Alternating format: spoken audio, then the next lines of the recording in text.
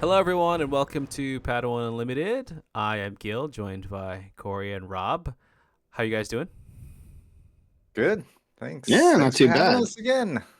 Yeah, This is great. It's like Ooh. we're stuck here now. We're permanent. yeah. You can't get rid of us, Gil. We're like Permanent, barnacles. permanent hosts. We are on episode 40, so we've been doing this for 40 Whoa, it's a weeks. milestone. Yeah, Yeah. great milestone. So there's a lot to talk about. It's kind of celebratory in that sense. I can't wait till 50. I think when 50 Yeah, I was gonna say. occurs, I might give like a box away or something. I don't know what it's gonna be, Ooh, but like, so we'll generous. we'll see what happens. I'm not gonna promise what box is gonna be. Like Twilight. could be a Twilight It might box. just be a cardboard Oh, box. that's what I was gonna say. It could be just a cardboard box. Oh Who no. knows? An empty box. A deck But box with nothing in yeah, there. a deck box. I do actually have a soft crate here. That Oh, I won at Mythicos Is it- actually. Yeah, it was Mythicos, right? So I mean, again, giveaways that I want to give away, but gotta hoard the materials first in order to give it away. Um, Mhm. so some logistical stuff as always before we get into the new format, which is logistics and then collection kind of talk, meta talk, and then main topic. For logistics for today, I want to thank everyone's patience out there for the last couple weeks as we've kind of been figuring out and retooling our sound, our audio, our lighting, right? We're trying a lot of different things.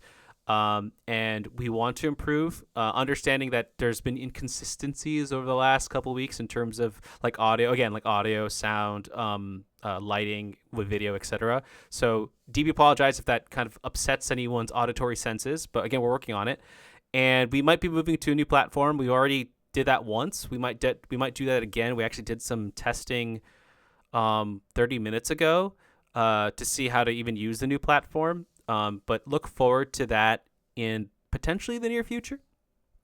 And then also, get rid of those, you know, more professionalism, I'll say, in terms of the podcast, right?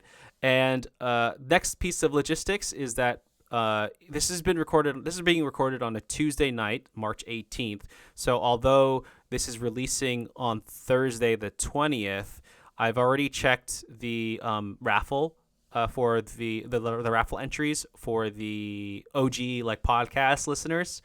I'm happy to say there's over a dozen people who've actually submitted a form. The form closes on Thursday, so Mm. you get that 1 week window, and I'm gonna remind this will be like this make this a reminder because by the end of the day, business East Coast United States, that form is gonna officially close. It won't be the only one we do, but this is a really good one in that you get 100 entries just for filling out a form. And again, I'm not selling that information. I'm not gonna. You're not being added to subscription box or anything like that. It's just for my own edge. It's only just to have it to be able to enter you all in that 2024 convention pack, which whenever we hit 500 subs on YouTube is what we're gonna do. Okay, so the main topic today is going to be a surprise topic in that I don't think really we didn't really talk about it in the past, but I'm going to go to Milan to compete in the first ever like sector qualifier. We'll get to that point, but before that, we're gonna do a quick collection update in terms of the state of the SWU collection for I guess Corey yourself, but also the world. What do you Yeah, got for us, no, buddy? absolutely. Well, I got my last Carbonite box that I'm opening. And so I did that last night with some buddies, and I was very fortunate, and I pulled a Again. legendary or serial Shadowcaster Oh, number 203. nice. But beyond that, I also pulled a another showcase. His Um, 30th so showcase. so I've opened. Are you serious? Uh, Yeah, I saw him do it last night.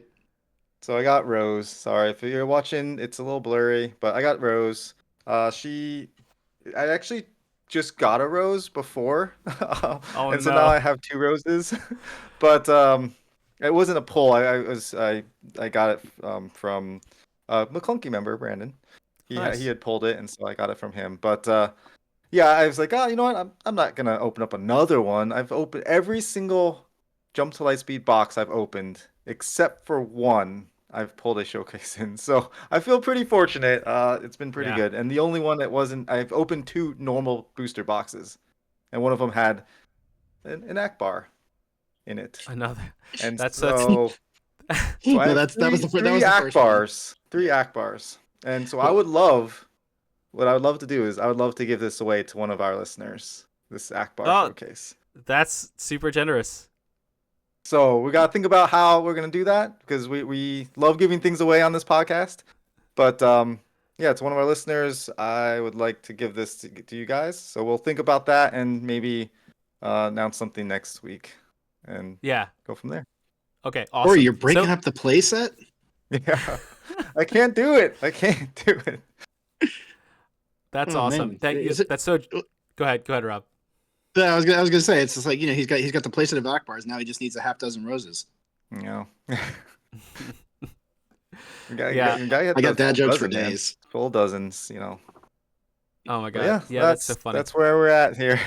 I have to say I've been pretty fortunate with the Jump to Lightspeed stuff. I went to a bunch of pre-releases, got most of everything I need for my decks that I'm looking at building Boba yellow and a Vonreg yellow. I want to see which one feels better. I've been playing the Vonreg one more. It's very fast, but it just like why everyone's question is why play a worse Django, right? Django's red, yellow, and you're doing very similar things. So why do it? And it's just like I think because it's like, I just don't want to play Django. We'll get to that when we'll talk more about that once we get to a meta update. But I totally Yeah. hear you there. Well, I mean, we just played a game, honestly. So, and you beat me as the Vonreg player, but I think you made a couple of misplays, but yeah, I definitely made some misplays. I'm still learning the game as expected. we all are. Yeah. But you know what I will say about the He's collection? going to Milan, folks. He's going to Yeah. Milan. What I will say about the collection is that I've opened up 3 boxes of regular stuff and then 3 boxes of Carbonite. The regular stuff is really spread. I mean, I don't really see a collation, and like every box has had like almost every single like rare. You know, like it's really spread. They really like I feel like they changed how it's organized within the boxes and stuff to be able to be a little more randomized. I mean, what do you guys think about that? Oh, for sure. I popped 3 boxes and like I think I pulled 17 legendaries out of 3 normal boxes. One of them was a 6, one of them was a 7, one of them was a 4. And then but like my rare spread was a little bit all over the place. Like so I just got my second Ahsoka Tano, but I've got like I don't know, 6 lightspeed assaults. So it's a little bit random in terms of where it is. So certain cards I've pulled a lot of, certain cards I haven't. I think, like for me, I found that, well, at least what I'm seeing is that the Carbonite boxes were very popular. They did a great job with the Carbonite boxes, and opening up a regular booster box after opening a Carbonite box, it's just like a feel bad a little bit. It's like, oh, what am I doing here? Yeah. It's like I want these Carbonite boxes, but I think because right away with Twilight, or not Twilight, but Shadows, like people were like, oh, it's mapped. We know the mappings. We can do this. We know exactly what it is. Twilight was a little bit. We still understood like, hey, this is gonna, this is probably what's gonna happen. What we're gonna get. But I don't think people really cared as much in this one because the Carbonite boxes just came out of like at the full speed, and it's like, hey, look at Carbonite boxes. Look over here, the shiny thing, and like, don't worry Yeah. about the other thing. So people didn't really like, hey, I got all the stuff I need in my Carbonite boxes. I don't really need to focus on these other ones here. And I don't know if that's hurting. That it hurts them or it helps them. I think right now the excitement is cool, but is that drop off gonna be like significant? Yeah. Like for me, I've purchased probably 2 Carbonite. Well, I'll have purchased 2. My second one's coming on Friday. And then I got 3 regulars. That gave me the 3 regular boxes. Basically, gave me a playset of commons and uncommons. With maybe one or two that I'm missing like a full play set of, and I got a pretty good spread of both legendaries and rares. So I'm near full play sets for this entire set out of the 3 boxes and the Carbonites. And I've opened a handful of Carbonites, probably outside of it. So I'm probably going to be like 3 Carbonites and 3 Plus regular boxes by the pre-release time kits everything and is stuff. done. Yeah. So Yeah. but You did I really well think- on your previous kits. yeah, I did. I will say I think that the Carbonite boxes. Well, okay, so all Carbonite, apparently almost all, if not all, the Carbonite boxes have already been sold in terms of like from distributors. Like that's been reported by FFG in some form or fashion. So they're all out in the wild at this point.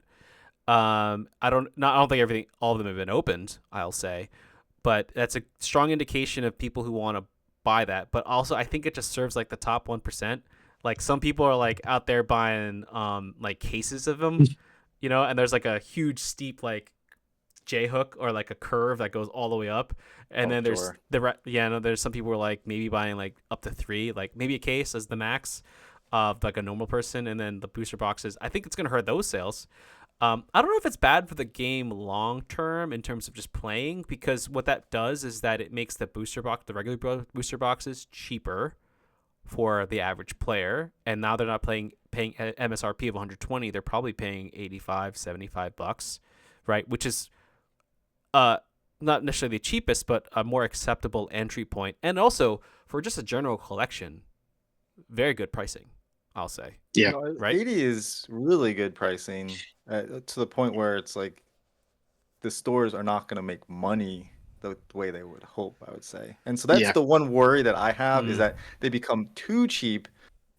That's also not good. It's good.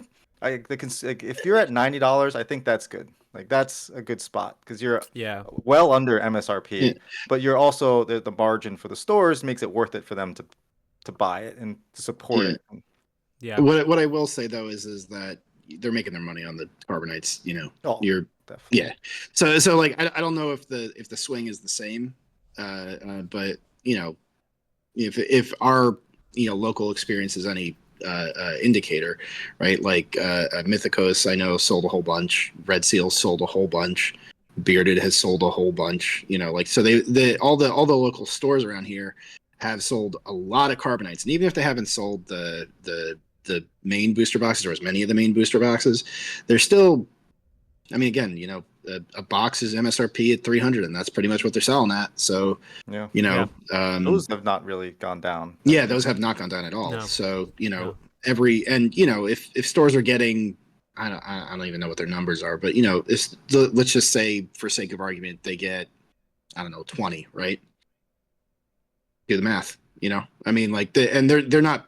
They're not buying them at 300 a pop. They're, that's what the MSRP is. So they're buying them at like they're making a Carbonite booster box from a distributor, as long as you're not like a really big store that can buy like 10,000 of them or whatever, is roughly 200, 210.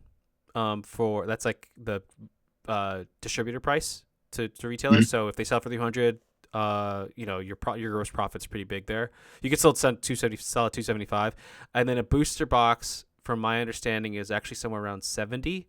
Like a regular booster box is actually the distributor price. So you're right, at $80, that's like not really profitable. Like really worth it. They're like they're not really worth it. But if they can sell for 90, again, that's a tough call, right? Because you don't also necessarily want to overspend. A store that wants to overspend on Carbonite and not have regular product, because then what if that doesn't sell and you're screwed like big time, right? But either way, I think Legends of the Force, that next set. So this was just like random ships, right? Silver fish. I don't even know. You know what I mean? Like Silver Angel. Silver Angel. Come on. And then you have like Phantom Gold Leader. Like some of these are just like they're. Don't get me wrong. They're kind of important. I guess. The Gold Leader's a Falcon. Yeah, but then they have another Millennium Falcon, so why not just get the Millennium Falcon? You know what I mean? Like, I'm just saying, two Millennium Falcons. I did the analysis in another video, and I saw that the prices of these these showcases has ranged anywhere between $200 to $600. There was an Executor Number 12 out of 250 that sold for $1,500. Right. So, and there's another Executor that sold for like, it wasn't even a good number. It sold for like $800, $600, $800. So Executor out of all those ships is the one that's selling the best. All the other ones are like below 600 and below. And so it's, where was I going with this? I think it's okay, like in terms of like interest for these, but Legends of the Force, if you're gonna tell me you're gonna get like a Darth Revan, if you're gonna get like another like an epic Luke, another legendary Luke, those are gonna go buck wild, and I think those are gonna sell really like hotcakes for any collection. The new Vader legend, any of them, Qui-Gon Man. Yeah. People have been clamoring for like the him. big names. You want the characters for sure, and the characters are definitely going to do well. And like it's because of the ships. The characters, the ships that are characters are doing well, right? Those are the ones like that are going to be like Fett's Firespray and Millennium Falcon and Executor. But I do think the sideways, the horizontal ones, are going to be more valuable because there are only 2 of those ships that are horizontal, and so the uniqueness of them makes them even more unique within the prestige set. So I could see why Executor and then Annihilator being more. And they point in different directions, right? Like they're actually arrowed in different directions. I'm pretty sure that's the case. I feel Executor points to the right. Yeah. The right. Okay. That's so exciting. And Annihilator to the left. Yeah. Which, by the way, so some unique cards that are coming out in the near future in terms of sector and regionals. We'll talk about that soon as part of the collection, but we'll wait until the end. But I think we've exhausted the collection talk and math and everything. So let's move on to meta. Rob, what have you got for us? Oh, fun stuff. So I just got back from my locals tonight at Bearded and Bearded Dragon. Shout out to those guys because they run a great event, every Tuesday. But we're doing so I've been playing Django because Django be good. And he's just gotten better. But there is going to be some counterplay to him coming up. So there's 2 things that I've been seeing. One is that the rise of Gar Saxon. I saw that tonight. That's interesting, and he's kind of a direct response to Django because you get a bunch of shielded units that are upgraded. They attack for more. They're not completely immune to ping, but they pass the first ping, so it's harder to kind of tap everybody out. But that's not really what I kind of wanted to go into tonight, because the other one that I think you're going to see a lot of, and this shouldn't really come as a huge surprise, is Piett, Admiral Piett. He is, yep. Yeah, who is ironically the last admiral of the Executor Superstar Destroyer that was at the Battle of Endor. Just a shout out to Admiral Piett. He took over Admiral Ozzel's role when he failed Darth Vader. Just a he gets choked out, and he gets choked out. Ozzel gets choked out. Not Piett. Piett makes it a long time. He has a good run as an admiral. Yeah, he does. Anyway, sorry. Go ahead. So Piett, if you are not familiar with him, he is the rare green villainous leader that makes all capital ships cheaper. So on his leader side, you tap him and it reduces it by 1. And on his unit side, he's just active. It's just an always active 2 cost reduction to capital ships, which is really big. The primary reason for this is that there were a couple cards that released in this set that really ramp well into another, literally they're ramp cards.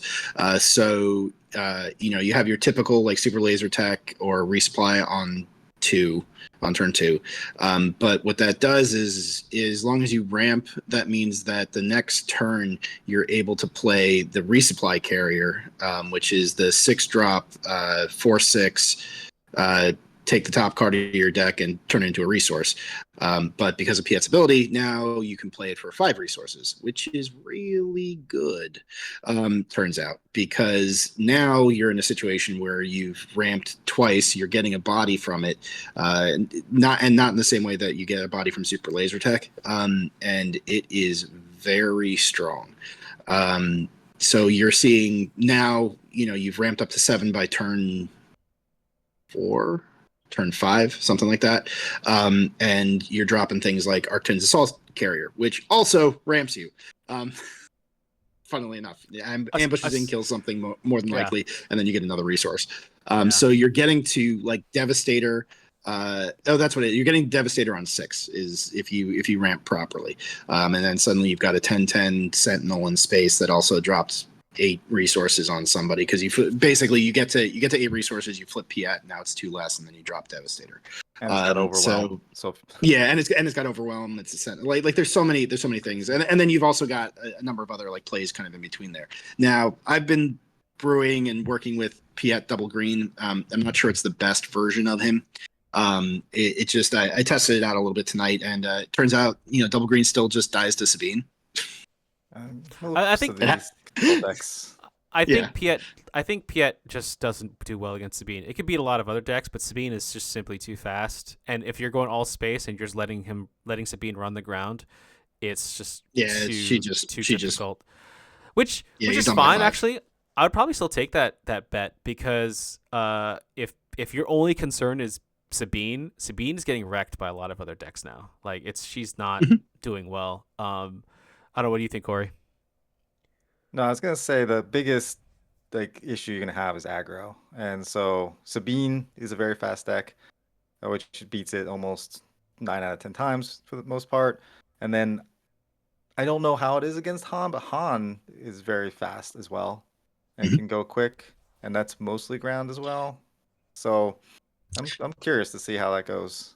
So I would be nervous. Yeah. So where I'm going with those is that I don't think I was testing out Double Green tonight. I don't think that's necessarily the way. Shout out to Mike Elemental, who is running him Blue Green, which is the I wanted to start Double Green and see how it went, but eventually ending up back at Blue Green most likely, and that is pretty good because you have a lot of single target removal. So like a lot of the stuff that would be damage based removal in Piett now turns into single target removal, just kill a thing. And then on top of it, and shout out to my significant other Sam, who gave this suggestion to Mike on Saturday. He tested it out tonight actually, and that is you can play Redemption, because it's capital shift. And now you're playing it. You're ramping so much, you don't care that it costs 9. Off aspect redemption. Off spec redemption. And suddenly, so now if you're worried about you'll get to 9 resources, and that's not assuming that Piett's flipped. If he's flipped, it's still 8. So you're just paying it at cost, and you get to 8 resources pretty darn fast. So you can now suddenly drop out redemption. You're like, cool, you were burning me down, I'll just heal it, and that's a pretty big swing, particularly when then you just start dropping other triangles behind it, and it's like, now what are you gonna do? That's fascinating. I always thought, with villainy, I'm always thinking of destruction. So my thing would be going with Piett Red, aggression, because you have access to all the hand disruption that you need in terms of not all of it, but you get some aggression cards like Pillage if you need it for against control maybe, but also you get Open Fire, you get Daring Raid, you get Planetary Bombardment, which you would probably be able to activate whenever you want. So that's just 12 on the board. For sure. And I just feel like that one seems like to me I don't know if it's to be the best one, but I feel like that's a good color combination. See, the thing with Blue Green is that you're getting things like Vader, you're getting Snoke, you're getting Avenger, Vader, right? You don't have any pulls with Vader. I don't. Well, so that's the thing, though. I think you do. My initial reaction was, all right, let's just lean into this. Let's go all triangles all the time. And I think the deck is better served by a little bit of restraint in that regard. So you're not banking on Piett 100% to get you to wherever it is that you want to get, whether it's just 3 different triangles out on the board. If you and the other thing about that is that you're so space heavy at that point that, as you kind of pointed out, Gil, if you're playing Sabine, just as an example, but anything that goes ground heavy, you're not going to be able to really deal with that at all. So using things like like Sentinel, things that'll flip off of Vader, and now suddenly you've got a presence on the ground to at least, Hmm. if not, if not like win the ground race, at least like slow it down, and that's really all you need. So you slow it down, and then you drop a redemption, you heal back up, and now suddenly you can drop that triangle a little bit later. Doesn't matter as much, and then just take over the game from there. I'll say, I'm going to keep poking holes at Piett, not because I don't believe, but I want to be able to have this made a conversation that may be helpful to people who are listening that are trying to play Piett. Now, a counter to Piett that I've seen, and it will be in access for any access of this card is very easy to any cunning deck, Lux Bunteri. Lux Bunteri, He's great. it was like So what a does he do? counter Though? Because so Lux Bunteri is like if you I think it's a 2-drop. If you pay less. Yeah, it's a and 2-drop. it's 2-drop. If it's a 3/2 or something like that, if anyone plays a unit that costs less than their like paid cost, like or what it says on the top of the card, Printed cost. you get printed cost. You get to exhaust the unit, right? On the you other get to side, ready him. No, you get to exhaust. Lux Bunteri? Let's Google that right now. I'm pretty sure. Go. I'm thinking. If I'm thinking of the wrong guy, maybe I'm thinking of the wrong guy. Lux. You know what? Let's do this You live. get to ready him. You get to ready him. Yeah. Wait, who's the other one? So it's like a 3/2. So like, because like with Von Reg, I play him in Von Reg. I drop him, and then you put out that green bounty ship that's like a 3/5 for 3 costs on turn 1 instead. I ready him, and then I can hit. It's pretty nice. No, yeah. no. You're talking about. No. It's a little bit of both. Oh, ready or exhaust. It's exhaust. both. Yeah. So we're right. And So we're we're both right. in that sense. Yeah. Both That's right. why I was like, that can't be like that's not just ready. So what the? That's why we had the conversation.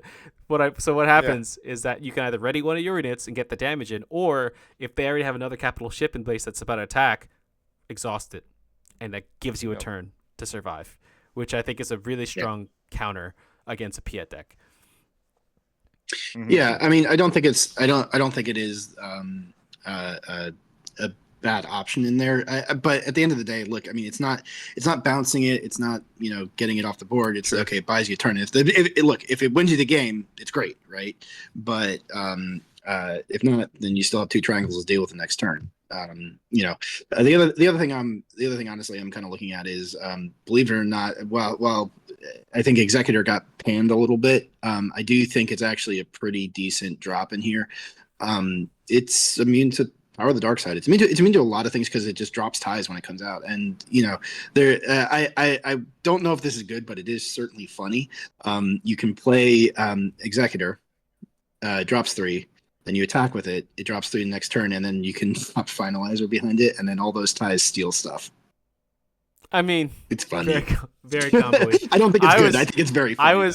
I was thinking more along the lines of if you're playing Piett yellow cunning and you sneak attack it in, so that it's it drops 9 ties. Drops 9 ties for what's the cost, 6 or something, 7, and then you get to attack, which they're probably gonna waylay it or something, do something crazy, because not let it happen, and then it's still so there'll be 6 ties on the board after that turn, and it should be if you're playing right before like a massive wipe occurs, like a super laser blast or a Snoke, and then it's like it's huge. Yeah, I mean, I don't think it's good, but it is very funny. Look, I think at the end of the day, when you look at Piett, Avenger is still like the gold standard, right? It drops on 9 and now it drops even earlier. Sorry, you're gonna have to deal with that. You're gonna have to deal with it a lot sooner than you thought, and you're also ramping to it way fast. I mean, you're on 8 resources, which is when you can drop it now, even if you haven't flipped Piett. Again, you're there by turn 6. By 6 resources. By turn 6, because you've probably ramped 3 times. So Corey, do you think Von Reg can beat Piett? Yeah, I mean, he definitely can. I played against Piett Blue and Piett Red on Sunday with Von Reg, and I had a better time against Piett Blue than I did against Red. Yeah. So there's that. But Okay. but Avengers is ridiculous because if you have Piett unit out, you Yes, you you ambush ambush in. you ambush an Avenger, it kills three things Hmm. because it comes out, kills something, kills whatever it ambushes into, and then like because it attacked, it also It kills also kills something something. else. Yeah. It's like what the. It's ridiculous. So Can you if imagine? you are That's playing against Piett, you need to be ready for if Piett unit is out, like all Kill those that thing big with ships fire. just keep coming. Like like either don't have something to get hit with, or make sure that Piett's dead. Yeah. yeah. Like I said, it, Piett is going to. I think Piet's going to kind of fall in a little bit of the same space that Palpatine does to some extent, whereas he's a very big threat that you have to deal with. But if you can outrace him, which aggro can, then you're gonna you're probably gonna take him out. But he's going to handle mid range, I think, particularly well, and because he's kind of a mid range deck as he is, but he's just better in a Yeah. lot of ways. And and I think into control, like that's where things like I said, that's where things like Executor come in, where you're like, okay, I'm going to try and make myself as immune as possible to single target removal, things like Power of the Dark Side, make it harder. You run. I honestly think you do run 3 Relentlesses main deck because you get to it so quick, and then now against single target removal, you have a really hard time in dealing with that, and it's still an 8/8 body at the end of the day. So Yeah. Yeah. Speaking of removal, let's we're gonna Mhm. move this conversation for a quick second and go over to because to the next topic. That was a really bad segue, so I apologize for that. But it is relevant in that we were talking about meta and kind of mentioned before. I am going to Milan. I actually just registered officially on Melee. Have my flight. Ooh. So bought all the tickets.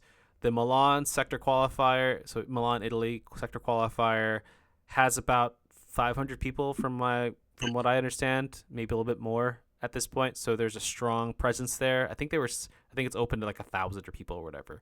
Um, and And this is the first big event for this, right? For the sectors and regionals. This is the first one.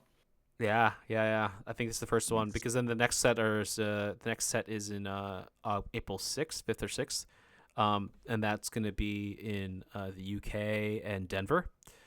So Right. this one's going to be huge. And I think at least some big names are going to be there. You could potentially guess who they are. Shout out to if anyone listening is going to the sector qualifier, I will be there in a purple shirt that says Padawan Unlimited on the back and the front. Feel free to say hi. I will try to learn some Italian within the next couple of weeks in terms to try to be a little bit more, culturally conscious because I want to be respectful of the area. But what do you guys what do you guys think anyone should do if they're going to a major 2-day tournament? What do you think they should do to prepare? Now, Rob, kind of I know you've been talking a lot in terms of like the meta, so we'll give you a break real quick. We'll go over to Corey first, and then so what do you think? Well, it's like you got to look at it as like any other tournament you're doing, but on a much Yep. larger scale. For one, you're Yeah. traveling internationally. You're Yeah. traveling overseas in a country that you don't know the language. We just learned, obviously. But Yeah.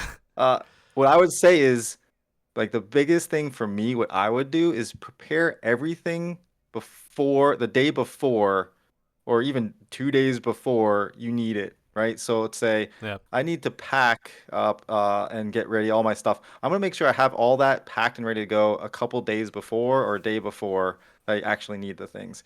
Once you're going to the tournament, it's a couple days, right? Like it's a 2 day event It's like or 2-day something, event. Yeah. right? So like you get to a hotel, make sure everything you need for the next day is ready to go before. Don't wake up and start packing your stuff, right? I would be prepared to get my stuff ready and out by the door or wherever I need to have it, so that way I have it all. I don't need to think about things before I leave, right? Because like I go to the gym before I go to work. I make sure all my stuff is like packed up and ready to go before I go to sleep. And now when I get up, all I have to do is do my normal routine, pick up my bag, and I'm out the door. I don't have to think about, oh, do I need to get my cards or my whatever, right? So that's where I would like. You don't need to waste mental energy on getting Mm, ready. Like that yeah, can happen before you go to sleep. that is sound advice. Something that I did not do at my second PQ. So don't do what I did and just I grab a was gonna box say of I was cards. about to call you out on that. Don't do what I did and just bring a box of cards, thinking you have all the cards you need to Hmm. to the hotel before a tournament starts, Yeah. and realize you actually have only 50% of the cards, or something, or some nonsense like that. So yeah, no, that's sound advice. Prepare in advance. I think what I'm gonna do is actually I'm gonna bring 3 different decks. I'm gonna bring an aggro deck, a mid range Hmm. deck, and maybe another mid-range deck or a fun deck, a control and or fun deck, because it's a multi-day event. There's going to be a prize wall, as we've talked about in previous podcasts. Side So we need events, to go I'm through. sure. Yeah, we're gonna have to Right. go through the huh? What did you This say? side events, Oh or yeah, the stuff side that you can events. do that's outside of the yeah. Yeah, there's side events So that we have to yeah, it's prepare for. Um, I just want to make sure I have multiple decks, and maybe I'll bring like some extra cards. We'll see what happens. How about you, Rob? What do you think a person going to a multi-day event should do in preparation? Um, so, don't bring your Ray double blue when you think you're going to play Ray red. Okay. All right. Yeah, no. No. In serious though, in case anyone, that's a little bit of an inside joke because that's what Gil did when he went to Rochester. The honest truth is, so I used to actually do this quite a bit. I used to play, I've mentioned it before, miniature games competitively, and I used to go to tournaments out of state. So I'm not flying to Milan, but I'm taking all my stuff and I'm driving, 6 to 8 hours away. Mm. So I got to Mhm. have everything that I need with me. Otherwise, it's not there, right? So what I often did for this was I prepared my lists ahead of time. Um, for what I was going to be bringing, what was going to be in that list, and any possible. But then additionally, it's not only the list, but any possible substitutions that I've been thinking about. I am one who generally will say like I'm going to commit to something and I'm not going to change it very much. But you may get there because the other thing about this Mhm. is that one, you're playing in Europe where the meta is going to be. I mean, while there's going to be some of the same stuff, I imagine there's going to be some different things. I remember looking at the PQs and we were seeing things like Fennec Red and like other things that were not like on quote unquote meta within the US. So you may get there, play some casual games and realize, oh, this is going to be very prevalent here. I should have a potential counter for that. So like, any type of sort of tech cards that you're thinking about maybe working into your deck because it covers a certain matchup or something like that, bring those with you, because if you don't have them with you, you don't have them with you. And Yeah. we're only talking about probably what 20 to 30 cards at most, per deck, if that. So having those extra cards with you to potentially sub in, sub out, that's always a good thing to with you. Also have to Corey's point, have all your stuff ready to go. So your tokens, your deck boxes, all that stuff, have that all prepped, packed, ready. Know what you want in it, where you want it, and just the less to Corey's point, the less you have to think about it, um, the more you can focus in on just your play. You're just, you're not worried about where did I put that Mhm. thing? Where did I, like, running around, in the hour before the tournament trying to find that one card that you put somewhere and you can't remember where and you're panicking about it. And then you get downstairs and you're all worked up and you're not thinking about your first game. You want to try to avoid that. Doesn't mean it's not going to happen, but you should at least try to Yeah. avoid that. Yeah. That's really it. Yeah. And then honestly, just have fun, man. I mean, like in all seriousness, like, I play games competitively, but the goal of all of it is to have a good time. And if you get too caught up in like, how am I going to do? Don't worry about it. Just have fun. Go play Yeah. games, I mean, meet people, for me, have a good time, and learn Italian. for me, the moment I get 2 losses, I'm walking away. I'm I gonna was gonna start say playing. like the other thing I'm gonna was start playing events, because like there's no point at that point. I mean, unless there's like some, and I don't know if this exists. Like if there's some like every time you play, you get a certain amount of prize wall points just to finish the tournament. If that happens, I'm playing, right? But Yeah. if that doesn't happen, then it's better to just quit, I guess, at that point, and go play prize wall stuff because Right. you don't want to waste your time. If you're not X2 by the end of Swiss, you're not going to day 2. That's just not going to happen. Well, and right? frankly, X1 right now because of intentional draws. No, but I Yeah, mean but I I think was this gonna say, is an it's actual like rule for the sector qualifiers. I think it's like for- all it's a little X2s or different. something goes Oh, to okay. the next day. But you're right. Also, the intentional draws does change the math, which you have to think about for top and cuts. for Yeah. top cuts and stuff. Yeah.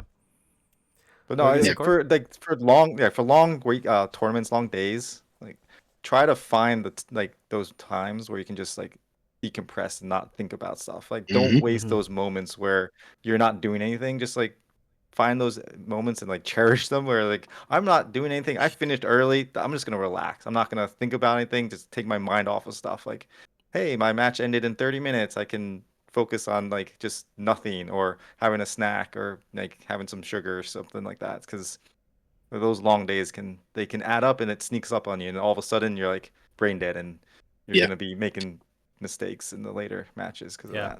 that. it's very true. Make sure you hydrate. So bring a water bottle, bring a refillable water bottle, and kind of like It's some brain snacks, nuts, berries, well, things like that. Just something that. it's Italy, so I'll probably be drinking wine mid game. Mm, I think Grapes, that's just what have I'm some grapes, yeah, Have some grapes. grape juice. There you Grape go. juice. Yeah, so I mean, I think that's all. That's all sound advice. And at the end of the day, it's all about having fun. So if ultimately that's the main goal, and the moment you stop having fun, you should probably just take a beat and stop playing for a little bit. You know what I mean? Yeah. Until it gets fun again, right? Um, my biggest concern, or my one of the things that scares me, is that the judges don't all speak all languages. I'll say so, like, which again, that's me going into a different territory. So it's not like I'm not saying that they need to know English. What I'm saying is that like I don't know Italian, right? I don't know French. I don't know German. So if all the and this is a Euro Mhm. event, and I'm so concerned that I'm gonna walk in there and there's gonna be like maybe one judge that knows some English, and then I have to just know every card because or figure out how to communicate with people because not everyone speaks English, and that's I'm entering that territory, so I need to be conscious of that and be careful and respectful of it. So that's gonna be one of those one, especially, and that's gonna be one of those things that like is gonna be very interesting because this is my first time doing a major tournament like this. I've done plenty of PQs, right? But this is the first time, and it's in a different country. So Mhm. depending on how this goes, we'll see if we can go to Lille, France next. That'd be kind of fun. May the 4th. For May the 4th. Yeah. So, but I don't know, it's super exciting. I think that if anyone is in that region and has the opportunity to go, they should. It's the first one ever, so it's probably going to be one of the biggest, if not the most like exciting one, because it's all of the new stuff. People are going to be wanting to talk about it and hanging out and stuff. So, yeah. So this recording has actually gone for a pretty long time. It's late in the evening, so we'll stop here. Appreciate your time, gentlemen. As we end the podcast, everyone who's listening, thank you so much for your support. Look forward to a new kind of raffle, another raffle for an Akbar, potentially, or some type of event to give out a Akbar showcase next week. And until next time, may the force be with you.